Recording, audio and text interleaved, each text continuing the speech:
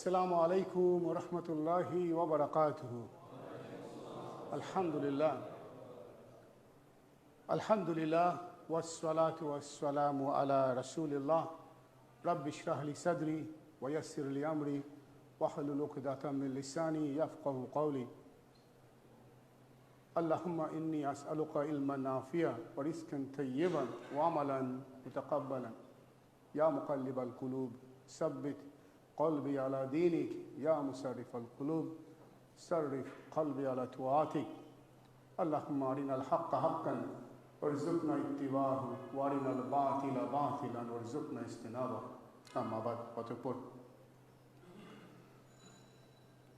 মসজিদ as-সিদ্দিক আয়োজিত এবং আইআরডিসির তত্ত্বাবধানে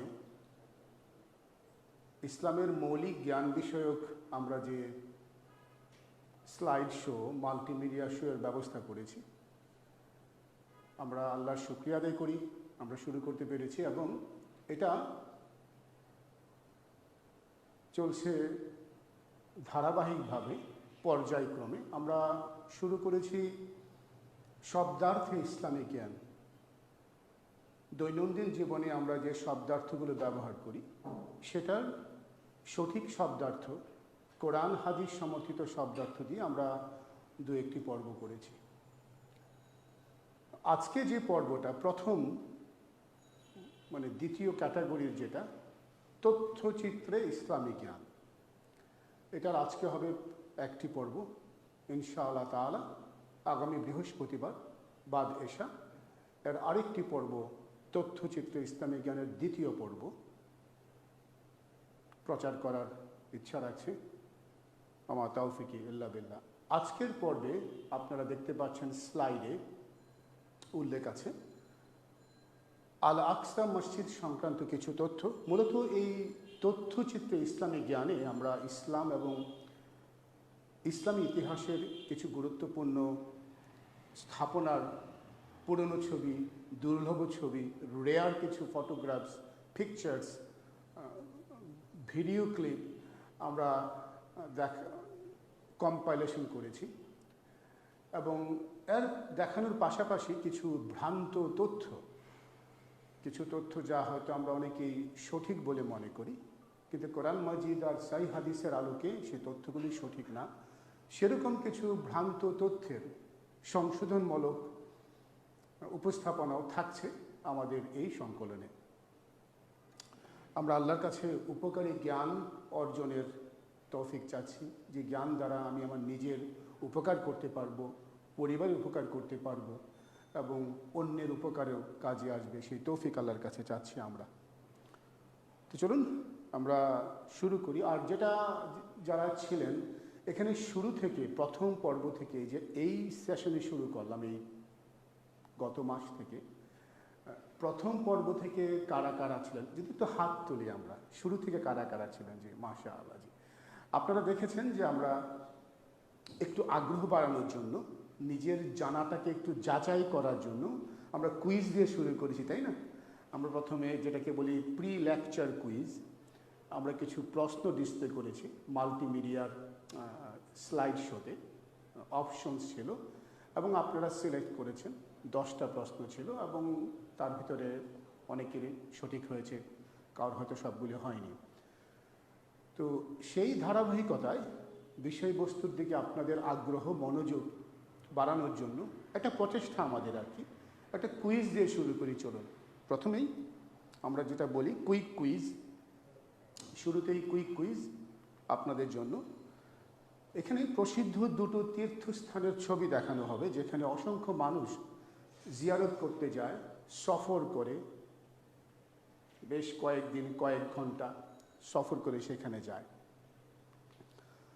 তো দেখা যাক ছবিগুলো দেখে আপনারা চিনতে পারেন কিনা এই যে তীর্থস্থানের ছবি, সেই তীর্থস্থানটির নাম কি এবং সেই তীর্থস্থান কোথায় অবস্থিত। কেন দেখাচ্ছি? কারণ আজকের যে বিষয়বস্তু আল আকসা, সেটার সাথে একটা লিঙ্ক আছে, জানার ক্ষেত্রে লিঙ্ক আছে। তো প্রথম ছবি, এটা কোন তীর্থস্থানের কোন জায়গায় অবস্থিত। বেশ কয়েকটা ছবি দেখাচ্ছি। জি, এটা কোথায় হতে পারে, কোন দেশে? জি, সিলেটে। হ্যাঁ, শাহজালাল রহমতুল্লাহ আলাহির যিনি কবর দেওয়া হয়েছে, সেই স্থানের পাশে যে মসজিদ আছে এবং কবরস্থানের যেখানে অসংখ্য মানুষ যায় জিয়ারত করতে, নারী পুরুষ একত্রে যায়, ইবাদত করে। বেদাত তো হয়, অনেক শিরকের আলামত সেখানে আমরা দেখতে পাই। এবং বর্তমানে যেসব শিরকি কার্যকলাপ চলে, বেদাতি কার্যকলাপ চলে, এর কোনোটার সাথেই কিন্তু যতদূর জানা যায় শাহজালাল রহমতুল্লাহ আলাহি এগুলি করতে বলে যাননি। ওনার মৃত্যুর পর ওনার কিছু বিপথগামী ভক্তরা এগুলো চালু করেছে। তো আপনারা ঠিকই বলেছেন, এটা শাহজালালের দরগা, সিলেটে অবস্থিত। এবং যেটা বলছিলাম আমি আপনাদের, যে আপনি জানেন কি যে শাহজালাল রহমতুল্লাহ আলাইহি এদেশে ইসলাম প্রচারে আত্মনিয়োগ করেছিলেন। এবং যতদূর জানা যায় যে উনি কবর মাজার, ওনার কবরকে ঘিরে যা হচ্ছে শিরক এবং বেদাতে কার্যকলাপ চলছে, সে তার বিরুদ্ধে উনি সোচ্চার ছিলেন, অথচ তার কবর ঘিরে এখন এই কাজগুলি চলছে। আচ্ছা, এটা গেল প্রথম ছবি। আপনারা ছবি দেখে বুঝতে পেরেছেন কোথাকার ছবি, কোন অঞ্চলের ছবি। এবার আরেকটি ছবি দেখা যাক, সেটারও নাম বলতে পারেন কিনা আপনারা, এটার নাম কি এবং কোন জায়গায়, কোন দেশে, এটা কোন জায়গায় অবস্থিত এবং এর নাম কি, এটা দেখে চিনতে পারার কথা। জি, আজমিরের ছবি। এবং এখানেও দেখেন যারা যায় সফর করতে। 2 বছর আগে আমি ঈদের রমজানের আগের দিন লিফটে নামতেছি, আমার প্রতিবেশী 5 তলায়, আগে যে বাসায় ভাড়া থাকতাম, উনি ওনার ওয়াইফ সহ বাচ্চা সহ নামতেছেন, লাগেজ টাগেজ সহ। তো সালাম দিয়ে বললাম, ভাই কোথায় যাচ্ছেন? তো উনি বলতে চাননি। তো ওনার ওয়াইফ পাশ থেকে বলতেছে, আমরা আজমির যেতেছি। আজমির বলে, হ্যাঁ ঈদ করতে যাচ্ছি, আমরা ঈদ করব। তো এই আমি ওনাকে বলেছিলাম যে আপনার যাওয়া ঠিক হচ্ছে না, মানে আমি আল্লাহ আমাকে হেদায়েত দান করুক, আপনাকেও হেদায়েতের পথে রাখুক, এতটুকু বলেছিলাম। তো ফিরে আসার পরে ওর সাথে দেখা হয় নাই আমার, কিন্তু উনি খুব উৎসাহ নিয়ে গিয়েছেন। যাওয়াটাই ওনার জন্য ইসলাম কবুল জায়েজ করে না। তো সেখানে যাওয়ার পরে অনেকে যে ফায়েজ নেয়, বিভিন্ন স্থাপনায় হাত ছোঁয়ায়, মনে করে বরকত হবে, ফায়েজ হবে, কল্যাণ হবে, এগুলো সব বেদাত।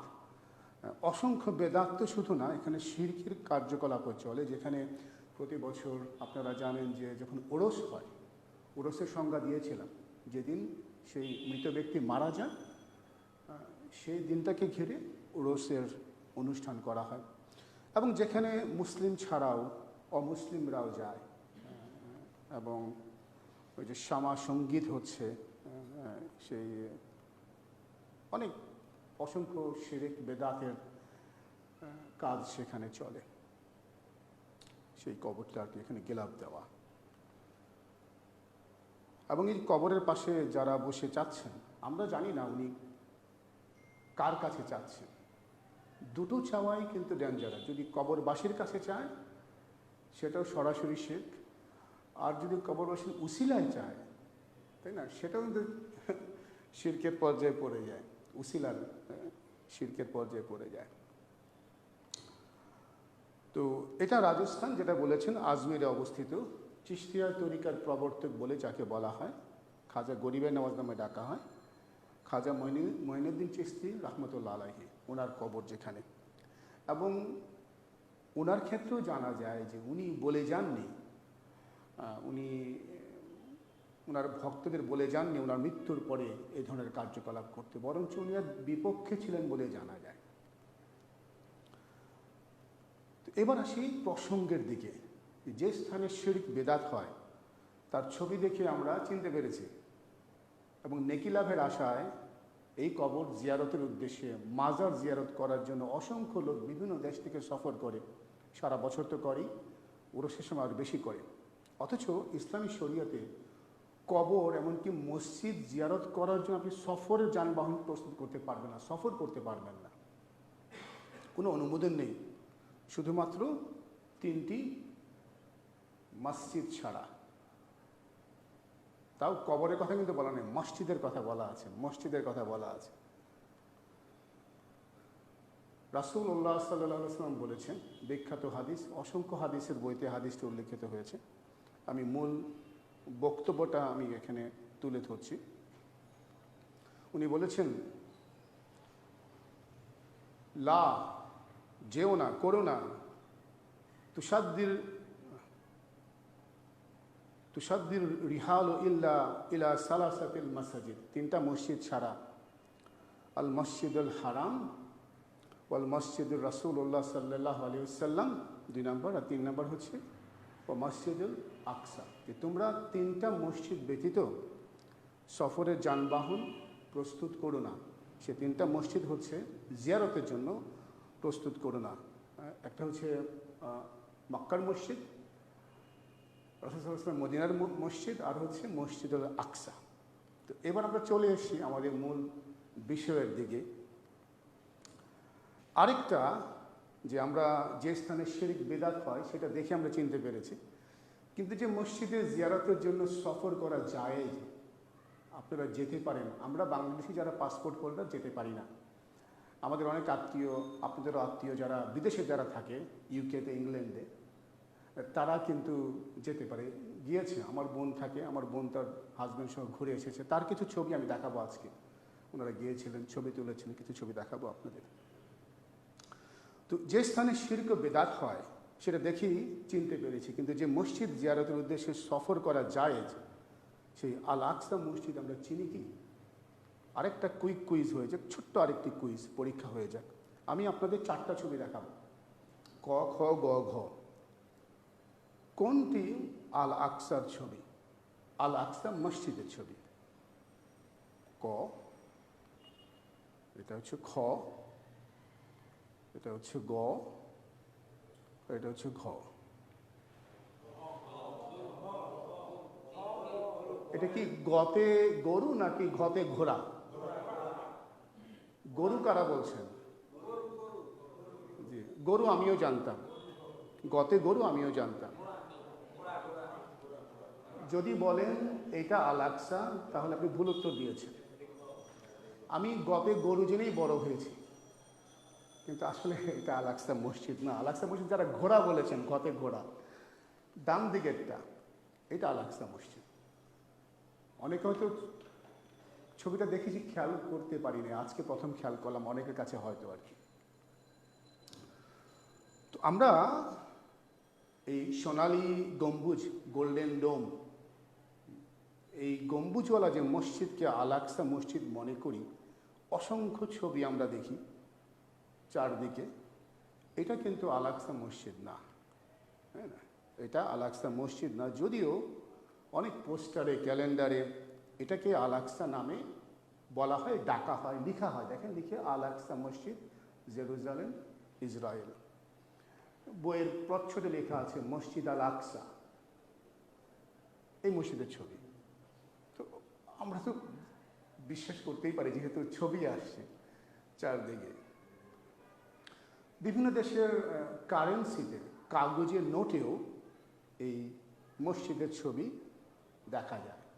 যারা হজে গিয়েছেন, উমরায় গিয়েছেন, সাউদি খামসিন, যেটা 50 রিয়ালের যে নোটের এক পাশে কিন্তু এই মসজিদের ছবি আছে, অন্যদিকে আছে আল আকসার ছবি।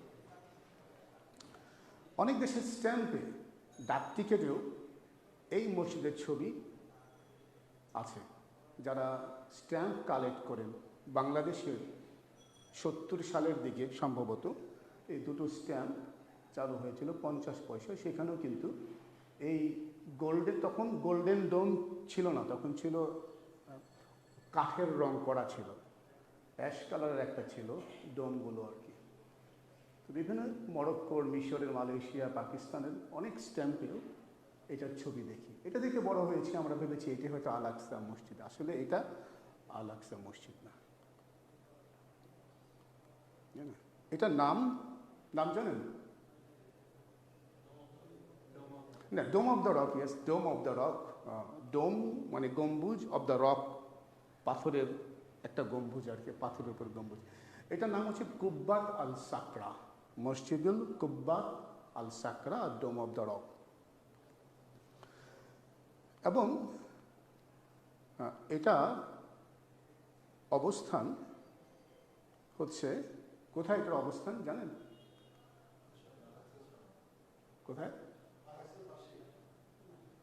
যে সে আলাক্সাটা কোথায়, বা এই ডোম অফ দ্য রক কোথায়? জেরুজালেমে। জি। তো এই মসজিদটা নির্মাণ করেন 72 হিজরিতে পঞ্চম উমাইয়া খলিফা আব্দুল মালিক ইবনে মারওয়ান রহমতুল্লাহ আলাহি, ওনার তত্ত্বাবধানে এই মসজিদটা নির্মাণ করা হয়।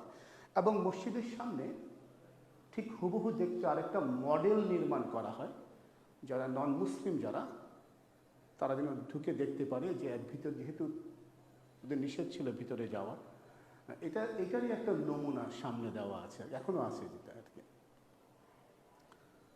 এবং 1993 সালে জর্ডানের যে বাদশা ছিলেন হোসেন, ওনার একটা দামি মূল্যবান বাড়ি ছিল, সেটা বিক্রি করেন, কয়েক মিলিয়ন ডলার পান।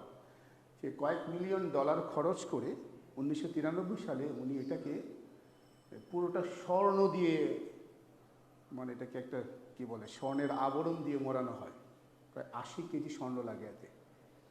এবং এটা যাতে মানুষের চোখে লেগে রিফ্লেক্ট না করে, এটাকে তেজ বা যেটাকে গ্লিটারনেসটা একটু কমানো হয়েছে আর কি, কিন্তু স্বর্ণ দিয়ে মোড়ানো। তো প্রশ্ন হচ্ছে যে কেন এই গম্বুজকে স্বর্ণ দিয়ে মোড়ানো হলো? কি আছে এই গম্বুজের নিচে? কি আছে জানেন? এত দামি করে কেন রাখা হয়েছে? এর নিচে একটি পাথর আছে, পাথরের একটা চাতাল, যেটাকে একটু উঁচু, পাথরের মতো একটু জায়গা, এক ঠিক বরাবর এই যে পাথরের চাতাল, এর বরাবরই সেই ডোম, গম্বুজটা অফ দ্য রক। এই রক মানে পাথরের কথা বলা আছে। দুটো তথ্য দিচ্ছি এই পাথরের সংক্রান্ত, এই যে চাতাল, পাথরের যে চাতাল। একটি তথ্য হচ্ছে যে মিরাজের রাত্রিতে রাসূল সাল্লাল্লাহু সাল্লাম বুরাকে উঠে এই পাথর বরাবর উনি আসমানে গমন করেন আল্লাহর সাথে কথা বলার জন্য, সাক্ষাৎ করার জন্য। এই পাথর বরাবর উনি আসমানে যান, সপ্ত আসমানে পার করেন। আরেকটি তথ্য, এই তথ্যটা ইহুদিদের যে ধর্মগ্রন্থ আছে সেখানে উল্লেখ আছে যে তারা, এবং এটা আমরাও জানি, তথ্যটা জানি, কিন্তু এটাই সেই জায়গা কিনা আমি জানি না, বা আমি ডিটেলস পাইনি, কিন্তু ইহুদিরা মনে করে যে এই সেই পাথর, এই সেই জায়গা যেখানে ইব্রাহিম আলাইহিসসালাম ওনার সন্তান ইসমাইল আলাইহিসসালামকে কোরবানি করার জন্য নিয়ে শুয়েছিলেন, এবং ওনাকে কোরবানি করার যে চেষ্টা, তখন আল্লাহর পক্ষ থেকে যে কোরবানি পশু চলে আসে, এই সেই জায়গা নাকি ছিল, বলা হয়ে থাকে আর কি। তো দুটো রেফারেন্সই খুব গুরুত্বপূর্ণ, এই জন্যই এটাকে এত গুরুত্ব দিয়ে মসজিদ করা হয়েছে, চারদিকে মসজিদে নামাজ পড়ার, যদিও এখানে ওই মসজিদ নামে এখন মসজিদ করা হয়েছে সেটাকে আর কি।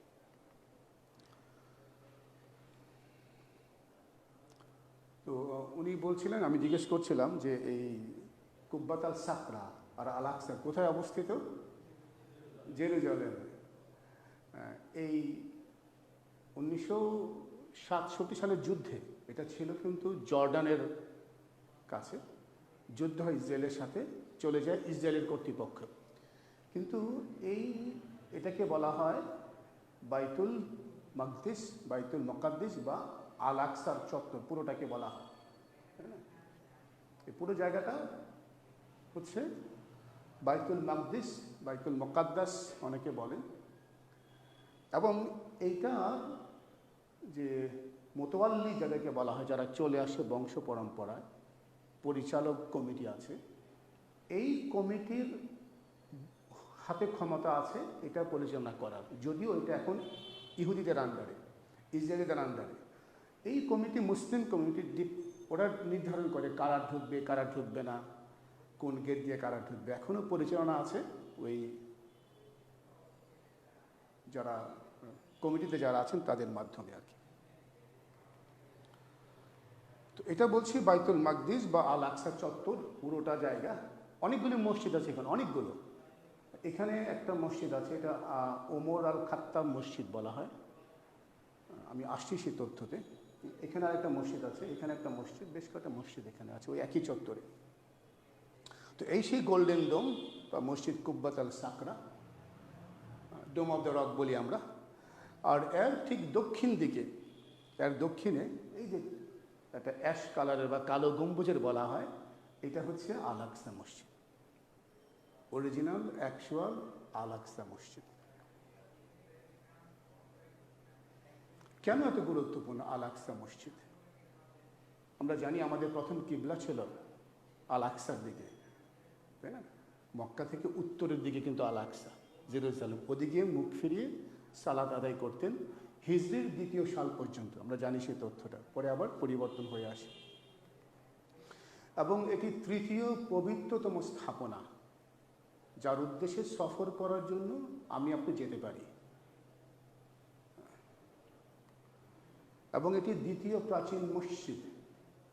প্রথম হচ্ছে কাবা, দ্বিতীয়টার ব্যবধান সম্ভবত ৪০ বছর একটা সময় আসছে। তারপরে আদম আলাইহিস সালাম এই মসজিদের ভিত্তি উনি করেন আর কি। এবং পর্যায়ক্রমে বিভিন্ন নবী রাসূলরা এই মসজিদের নির্মাণ এবং রক্ষণাবেক্ষণের করেন। এবং এখান থেকেই মিরাজের সূচনা শুরু হয়। সালাত আদায় করেন রাসূল সাল্লাল্লাহু আলাইহি সাল্লাম নবী রাসূলদের নিয়ে এই স্থানে। এবং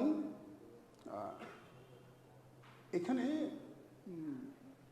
স্ট্রং কোনো হাদিস পাওয়া যায় না, বলিষ্ঠ হাদিস যেটা অনেক সাহাবী কর্তৃক বর্ণিত হয়েছে, বা তবে একটি রেওয়ায়েত পাওয়া যায় যে এই স্থানে নামাজ পড়লে, সালাত আদায় করলে অন্যান্য স্থান থেকে ২৫০ গুণ বেশি নেকি আপনি পাবেন এই আল আকসা মসজিদে সালাত আদায় করলে। এবং মিরাজের রাত্রিতে সাউন্ড কি যাবে এখানে স্পিকারে? এই আমরা বলছিলাম মিরাজের কথা, যেটা সূরা বনী ইসরাঈলের প্রথম আয়াতে আল্লাহ তাআলা উল্লেখ করেছেন এই মিরাজের ব্যাপারে। আমি আয়াতের তেলাওয়াতটা আপনাদের শোনাচ্ছি।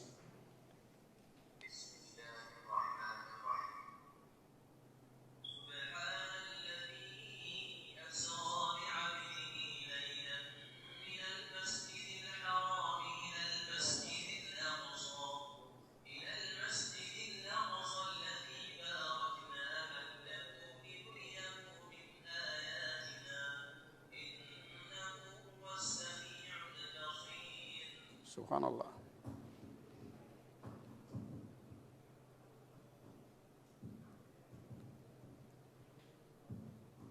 আল্লাহ বলছেন, তর্জমা, পরম পবিত্র এবং মহিমাময় সত্তা তিনি, যিনি স্বীয় বান্দাকে রাত্রিবেলায় ভ্রমণ করিয়েছিলেন মসজিদুল হারাম থেকে মসজিদুল আকসা পর্যন্ত, যার চারিদিকে আমি পর্যাপ্ত বরকত দান করেছি, যাতে আমি তাকে কুদরতের কিছু নিদর্শন দেখিয়ে দিই। নিশ্চয়ই তিনি পরম শ্রবণকারী এবং দর্শনশীল। এবং মক্কা থেকে উত্তরের দিকে মদিনায় যান, জেরুজালেমে যান, আকসা, সেখানে সালাত আদায় করেন এবং তারপর বোরাকে উঠে উনি সপ্ত আসমানে যান আল্লাহর সাথে সাক্ষাৎ করার জন্য, কথা বলার জন্য। এটা আমার ওই মানে দোলাভাই বা বোন কেউ একজন তুলেছেন ছবিটা আল আকসার ভিতরেই। এই জায়গায় রাসূল সাল্লাল্লাহু আলাইহি ওয়াসাল্লাম সালাত আদায় করেছিলেন নবী রাসূলদের সাথে। এটা এখন এভাবে আছে, ওরা ওপেন আছে জায়গাটা আর কি ভিতরে। আর এই সেই চত্বর বা বাইতুল মাকদিসের যে বাউন্ডারি ওয়াল, এখানে ডান দিকের, এটা কোন মসজিদ ডান দিকেরটা?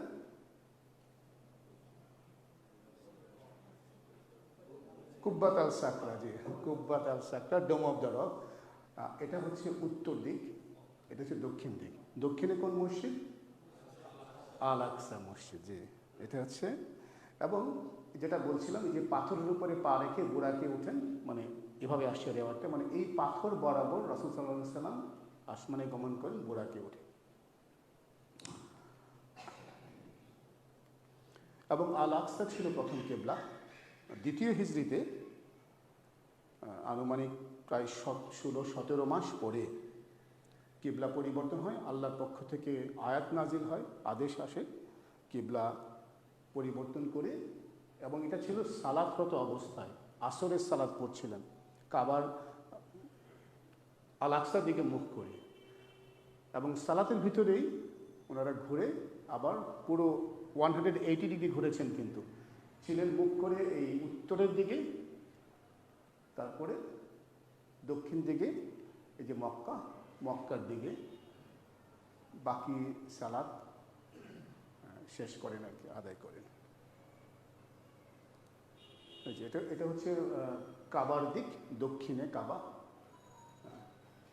আমি যখন মানে বাংলাদেশে না পশ্চিম দিকে না হলে পশ্চিম দিকে কাবা, তো আমার মনে হতো যে পৃথিবীর সব জায়গায় হয়তো পশ্চিম দিকে কাবা, এরকম একটা ধারণা ছিল যে এটা পশ্চিম দিক কোন দিকে, ওদিকে সালাত আদায় করতে। দেখা গেলো না, আসলে পশ্চিম দিকে কাবা না। আমার এই ধারণাটা ছিল আর কি, যে তো ওই জায়গাটাতে কাবা হচ্ছে কোন দিকে, দক্ষিণ দিকে। এবং এখানে জুমার সালাত আদায় হচ্ছে আল আকসার চত্বরে। এটাকে আল আকসার চত্বর বলা হয়, বাইতুল মাকদিস, বাইতুল মুকাদ্দিস, এই বিভিন্ন নামে ডাকা হয়। পুরোটাই মসজিদের জন্য সংরক্ষিত আর কি, নামাজ আদায়ের জন্য। এবং এখানে কিন্তু ইহুদিদের জন্য এবং খ্রিস্টানদের বাকি দুই ধর্মের কিতাবীদের অনেক গুরুত্বপূর্ণ স্থাপনাও আছে সেখানে, এটার পাশে আর কি। এখানে ইফতারি করছেন। এটা দিকগুলো, এটা হচ্ছে দক্ষিণ দিকে কাবার দিক। এবং এই প্রথম যে মসজিদ নির্মাণ করেন, ইবাদত গৃহ নির্মাণ করেন সুলাইমান আলাইহিস সালাম, এটা পরে ধ্বংস করে দেওয়া হয় এবং দ্বিতীয়বার আবার নির্মাণ করা হয়। তো সেই সময়কার অনেক কিছুই পুরনো ঘর বাড়ি এখন ইহুদিরা, ওদের যারা আর্কিওলজিস্ট যারা আছেন, প্রত্নতত্ত্ববিদ, তাদেরও যুক্ত আছেন, এগুলি এখন ঘুরে ঘুরে বের করছেন আগেকার সেই স্থাপনার জিনিসগুলো আর কি।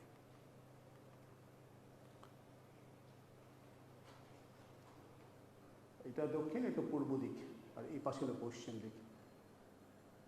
এই যে কালো মিনার, এটা হচ্ছে পূর্ব উত্তর দিক মসজিদের, এই আল আকসা মসজিদ। এবং এই আল আকসায় এটাকে ব্ল্যাক ডোম বলা হয়, কালো গম্বুজ। এবং এটা নির্মাণ করেন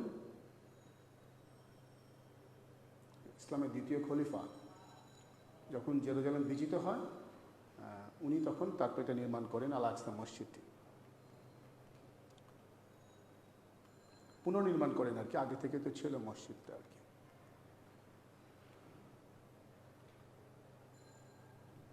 এটা হচ্ছে অভ্যন্তরে, এদিকে ইমাম দাঁড়ান, এবং এটা কিন্তু দক্ষিণ দিক, যেহেতু কাবা দক্ষিণ দিকে, ভেতরে আর কি।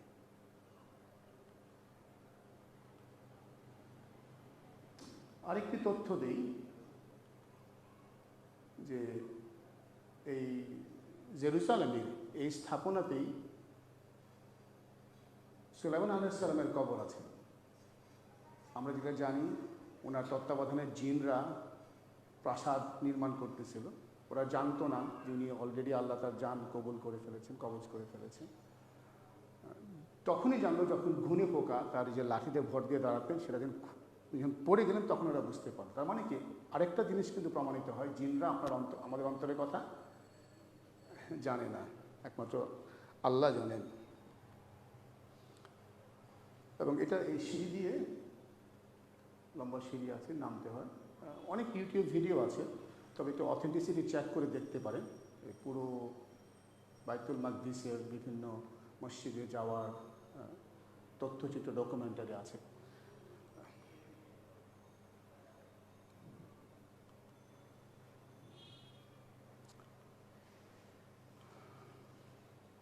একটা দেয়াল এখনও সংরক্ষিত আছে, এবং এটাও আমার এই দোলাভাইয়ের তোলা ছবি।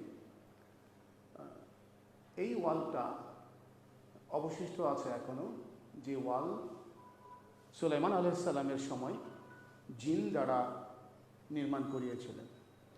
এবং সূরা সাবায় 12 নম্বর আয়াতে আল্লাহ কিন্তু উল্লেখ করেছেন যে জিন দিয়ে উনি ঝর্ণা, ঘরবাড়ি নির্মাণ করাতেন। এটা এখন অবশিষ্ট আছে, এই সুলাইমান আলাইহিস সালামের সময় নির্মিত সেই ওয়ালটা। তো এই ছিল আজকের পর্ব। আমি আপনাদের শুকরিয়া আদায় করছি দেখার জন্য ধৈর্য সহকারে, এবং সেই সাথে অনুরোধ করছি আপনাদের যে এখানে যদি কোনো ভুল থেকে থাকে, কোনো কারেকশনস আমাকে জানাবেন, এবং এটাকে আরও কী করে আরও ডেভেলপ করা যায় আমাদের আপনারা পরামর্শ দিবেন। আপনাদের পরামর্শে কিন্তু এই স্লাইডগুলি তৈরি করা, এবং এই স্লাইড তৈরি করার ক্ষেত্রে আমাকে অনেক শায়খরা, আমার অনেক দিনী ভাইরা আপনাদের মতো আমাকে হেল্প করেছেন, সহযোগিতা করেছেন। এটা আমার একার কাজ না, সবার সম্মিলিত প্রচেষ্টায় তৈরি করা হয়েছে। এটাকে আরও কী করে ভালো করা যায় আমি সেই ব্যাপারে আপনাদের পরামর্শ, সহযোগিতা, রেকমেন্ডেশন চাচ্ছি। তো চলুন আমরা সমাপ্ত করি আজকের পর্ব। আগামী পর্বে ইনশাআল্লাহ মদিনা এবং মক্কা পুরনো কিছু বিল্ডিংয়ের, কিছু মসজিদের, কিছু স্থাপনার অনেক পুরনো 100-150 বছরের কিছু ছবি আমি দেখানোর ইচ্ছা প্রকাশ করছি ইনশাআল্লাহ, এবং আশা করছি আপনারা থাকবেন আগামী ক্লাসগুলোতে। এবং সেই সাথে আপনি এসেছেন, আপনি সেই সাথে অন্য ভাইদেরও আপনি এবং বোনদেরও দাওয়াত দিতে পারেন। আমাদের এখানে মহিলাদেরও দেখার ব্যবস্থা করা আছে, আপনারাও সাথে করে নিয়ে আসবেন অন্যকে, এবং এটার একটা প্রচার প্রসার যেন হয় চেষ্টা করবেন। আমার তৌফিক ইল্লা বিল্লাহ। তো আমি যা ভালো বলেছি তাই সে আল্লাহর পক্ষ থেকে, এবং আমি চাই আমার জন্য, আপনার জন্য ভালো কিছু বলার, ভালো কিছু মেনে চলার, ভালো মেনে চলার আহ্বান করার। আমি কিছু ভুলে গিয়ে থাকলে, ভুল বলে থাকলে, ভুল তথ্য দিয়ে থাকলে আমি আল্লাহর কাছে আশ্রয় চাই। এই জন্য ভুল বলানো, ভুলিয়ে দেওয়া আসে শয়তানের পক্ষ থেকে। আকুলু কাউলি হাযা আস্তাগফিরুল্লাহ লি ওয়া লাকুম ওয়া লিসাইরিল মুসলিমিন ইন্নাহু হুয়াল গাফুরুর রহিম। সুবহানাকা আল্লাহুম্মা ওয়া বিহামদিকা আশহাদু আল্লা ইলাহা ইল্লা আনতা আস্তাগফিরুকা ওয়া আতুবু ইলাইকা। আসসালামু আলাইকুম ওয়া রাহমাতুল্লাহি ওয়া বারাকাতুহু।